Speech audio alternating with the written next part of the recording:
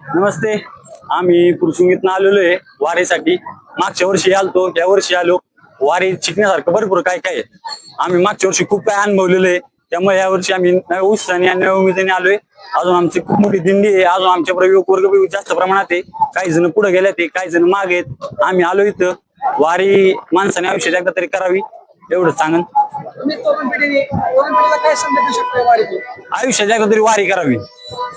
वारीतून काय वारीत शिकण्यासारखं भरपूर काय काय आहे.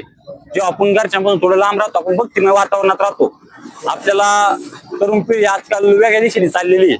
वारीत येऊन आहे ना, आपला स्वतःचा माइंडसेट चेंज होतो. आपल्याला शिकण्यासारखं भरपूर काय काय वारीत. आयुष्यात तरुण पिढीने वारी करावी एवढा सल्ला सांगू शकतो मी. आम्ही या पालखीतून हे माझं दुसरं वर्ष आहे. मी देहू ते पंढरपूर ही वारी करत आहे. मला एवढं वाटतं की जी आता नवीन पिढी त्यांनी पण वारीमध्ये सगळ्यांनी सहभागी व्हावं. जे छत्रपती शिवाजी महाराजांची परंपरा ही पुढे अशी चालत राहावी आणि सगळ्यांनी सहकार्य करून दिंडी सगळ्या संख्येनं चांगली व्यवस्थित चालावी हेच मला वाटतं. मला हे वाटतं तरुण पिढीचे आता तंबाखू गुटखा ह्याच्या आहारी चाललेलं आहे ना, हे जेणेकरून भक्तिभावाने सगळी चालावी. हे जे निर्व्यसनी सगळी वाहून हे चांगल्या भावनेने चालावे.